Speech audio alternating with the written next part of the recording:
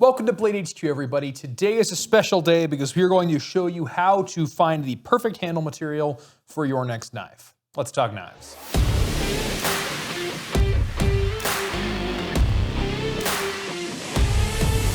So here on the table we have 10 knives and of all varying handle materials, and we're going to talk about the pros, cons, benefits, and perfect place for every single one of them. Now, this video is not necessarily about these knives specifically. We'll link them all in the description if you're interested in them, but we're gonna focus on the handle materials today, starting with wood. So wood handles are very iconic, I would say. They've been around for about as long as knives in general have. In fact, the oldest knives that there are first had bone handles, but then eventually they made their way to wood handles. And that's because wood is, first of all, plentiful. It is everywhere and it comes in every color and in every shade and in every hardness. Basically, as many different kinds of trees there are as many types of wood there are, and so on and so forth. Wood handles are very common because wood is prevalent. Wood has some advantages. It's fairly lightweight. It is moldable, shapeable. Excuse me, it's not moldable, but you can shape it. You can carve it into whatever you want. And it's useful on knives that want to have this classic look like this Buck 110 has. This one has an ebony handle, but you'll see a lot of olive wood handles or cocobolo. A lot of those exotic hardwoods you'll see. They float usually, some woods don't, but usually they'll float, not enough to keep your knife afloat. Most of the time, there's a Mora that will. But the big thing that wood is it's classy. But if it gets wet, it can warp. As any construction worker will tell you, wood will warp with time. So you can stabilize it like Benchmade does a diamond wood handle, which is a wood that's been stabilized in resin. So it's as durable as any material, but you still get that gorgeous classic look of wood. That's wood, keeping it natural. Let's go with bone next. Bone, unfortunately, you see only mostly on case knives these days. But bone was what the first knives were made out of, what the first knife handles were made out of. In fact, the oldest known knife with a handle is in the Louvre in France right now, and it is a beautiful ornate thing, and it has a bone handle. And bone will last forever, so long as you keep it fairly well maintained. Like if you just carry it every day, that'll be plenty of oils from your hand and from your leg to keep it nice and well maintained. It will last forever. Bone is a material that is here to stay. And usually when you find a bone on a handle like this, it comes from cows. Although I did see a giraffe bone handle once, and that was really cool. But bone is really cool, and then bone has kind of a cousin we call stag or antler. An antler has all the same benefits, but oftentimes it is used because it is pretty and it has a nice bark structure that you can get from deer, from sheds, or from hunts. And oftentimes those will end up with very little milling on them so that you get the beauty of the antler. But you can jig bone however you want. I forget what this jigging pattern is, but it's where they come in with different tools and they put a texture into it and they'll color it, and you can do anything you want with bone. And I was actually meaning to ask Maury this. Maury is our case rep. And can you take the bone in your case knives and boil broth out of it? I wonder. It'd probably be a natural bone. You'll have to try that one day. So those are the natural materials on the table. Next, we're going into a bit more of the refined man-made stuff, starting with micarta. So micarta is a laminate, meaning there is a bunch of stuff, a bunch of substrate, we call it. In this case, it's canvas. There's layers of canvas that have been pressed together with an epoxy resin. So this handle feels a lot like canvas, but it's a much more stiff and solid thing. Now, micarta, because of that, can absorb water as much as canvas can. And when it does, it gets really grippy and really nice in the hand. But what I will warn you of is micarta, like wood, can warp with time. And that is why you tend to see micarta a lot more on fixed blades than folders. Sure, you'll find some folders out there, but they all have to beat the fact that micarta swells and shrinks and can warp. And that sometimes can tamper with your lock mechanism. But when you can just bolt it to a piece of steel, in the case of a fixed blade, micarta's not going anywhere, and it'll serve you very well. But micarta is one of my favorite handle materials and one of the favorites of the entire community, not only because it's really good looking, but because it's soft and warm in the hand and it ages with time. If you want your knife to be distinctly yours, micarta is a really great option because it's going to be really light and really comfortable in the hand, but it will take on the fingerprints of you as you use it. If that bothers you, then maybe try G10. G10 doesn't stain and age as much as micarta, But G10 is a lot like it. It's a laminate. It won't absorb water like it will because this is a fiberglass substrate with a different kind of resin in there, and that will change it fundamentally. So it's not gonna warp as much, but it's not gonna absorb water either. But it has similar characteristics to Micarta in terms of weight. So G10 originally came around as a means for making stuff for circuit boards. So that's why when you see natural G10, like here on my Osborne, it looks like the same color as a circuit board is, which is a cool thing, I think. G10 has since been phased out of circuit boards and replaced by a material called FR4, which is much more heat resistant, won't burst into flame as much. Why that hasn't made its way to knives, I don't know. I'd like to see it, but it'd be really cool. By the way, back on Micarta, now that we're talking about origins, Micarta came around because it was something that was like wood, but more thermally and electrically resistant.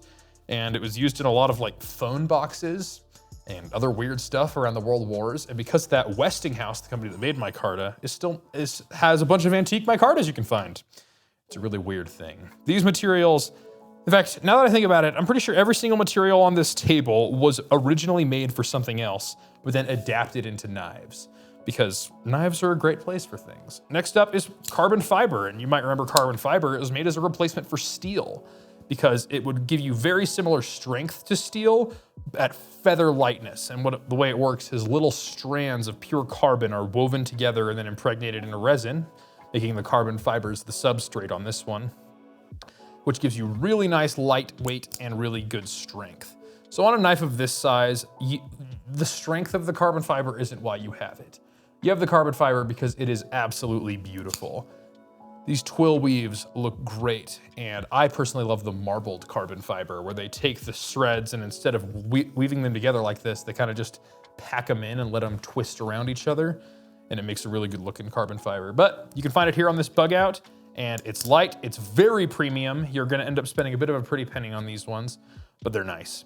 One thing to note of carbon fiber though, is carbon fiber has a very low nick fail limit, or whatever they call it. It's why you don't see carbon fiber forks on motorcycles. It's because if you crack it, it's very likely to fail. Whereas steel, which I'll talk about in a minute, can handle the strength much better. Next up, we have the plastic handle materials. This is what you'll see a lot on some of the more everyday carry-friendly knives because it's very light, very easy to injection mold, easy to assemble, fairly durable, very corrosion resistant, and best of all, it comes in every color under the sun, like this mint green on this Spyderco Delica. So these plastics are, you hear plastic and you think cheap. You're afraid of the word plastic because plastic is that nasty stuff that pollutes the environment. But this isn't the same plastic that you're gonna find in your disposable water bottle and on your grocery sack. These are high-end plastics. In fact, this one's called FRN, fiberglass reinforced nylon. So it's a premium nylon that has fibers from fiberglass injection molded with it. So that reinforces it along the way. And Benchmade even has their CF Elite you can find on the Bugout and a few others. CF Elite being a fancy material where instead of fiberglass to reinforce the nylon, it's carbon fibers to reinforce the nylon. So don't be afraid of the word plastic when it comes to knives. In fact, a lot of the time, the same plastics that make knife handles make gun frames too. Like your Glock 19s and your Sig Sauers, basically all your striker fired pistols are all running plastic frames and they can take it all day long. So plastic is not to be feared. However, if you want something that you know is going to hold up, check out steel. So this is a stainless steel handle, and these ones are, I mean, it's steel. It's the same stuff that holds up buildings, that makes cars run. It is a very durable material, and because of that, and because of iron's prevalence in the Earth's crust, it is very easy to manufacture these and fairly affordable as well. And because of that, you'll find steel on a lot of very budget-friendly knives. And if you're looking for something that you can beat the tar out of, that isn't gonna cause you any trouble along the way, a steel handle is the one for you. Now, one downside of steel is steel can rust. And that's something that we've been trying to solve, and you're not gonna find those fancy rust-proof steels on a $50 knife. But you are going to get a good solid steel that's fairly stainless and won't give you any trouble. But if you absolutely need stainlessness, then I would look at titanium. So this is a balisong. We're gonna talk about that in a moment, but titanium offers a lot of the same strengths as steel, but it's a fair bit lighter, and it can also be anodized a million colors. It looks pretty cool, and this one came out with this nice bronze finish. But the big thing is that weight difference excels in butterfly knives, because people who flip butterfly knives really care about their handle material because it changes the weight of how it flips. So some people like aluminum, some people like titanium, some people like carbon fiber, whatever. But yeah, and the other thing, titanium does not rust. It does not corrode under the circumstances that you will find in nature. So if your steel handle is considering rusting, just look at a titanium option. It's a bit more expensive because titanium as a metal is more expensive and it's a bit more rare. And also it's a bit of a bear to machine. Throws a lot of sparks and crazy stuff. But when you have it, it is top of the line. Next up, we have aluminum. Aluminum is a fair bit lighter than both titanium and steel, but it offers great strength as well. That's why aircraft are made out of aluminum. It's because it's a fair bit lighter than all these other metals, but still strong enough to keep a plane in the sky without the wings breaking off and stuff. And that's why you see it on a lot of these tactical automatics, because you need something that has the strength and resilience in the frame to stop a knife on the stop pin or to hold the rails of an OTF. But you need it fairly light because, as anybody who's served in the military and done any time on the road and on their foot will tell you, is your pack gets really heavy really fast. And you will start wishing for aluminum if you have steel with record time. And aluminum, for that reason, is found on a lot of these tactical knives. And it can be anodized a million colors, but the anodization process is a lot different than titanium. Instead, it is a coating that you have to send it off for. You can't just do it in a vat of salt water like you can with titanium. But it's a really cool material, and you'll see it on a lot of these tactical knives, and it's one of my favorites. And then last on the table, these ones aren't quite my speed, but they are a lot of cool. These are the copper ones.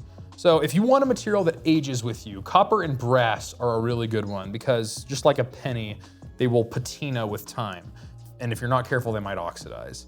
But they are much heavier than any of the other metals. In fact, in terms of density, this is the heaviest handle on the table. And it is fairly strong, but it is fairly soft as well. As you know, you can cut a penny with EMT shears, but these handles are mostly designed for their looks, because if you like the look of copper or brass, especially as it ages with time, this is the one for you. This one's fairly new, so it hasn't darkened quite as much as it will in time, but copper handles do like that. And Theo, if you've watched any of other videos, he is a huge fan of stuff that ages. You should see his boots collection. He gets a pair of boots and he wears it in a particular way to break it in just right for him.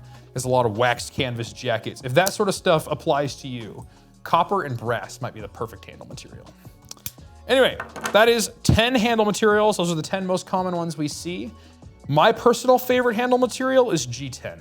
I think it is the best bang for buck in terms of resilience to the elements and texturability and color options and overall utility on knives.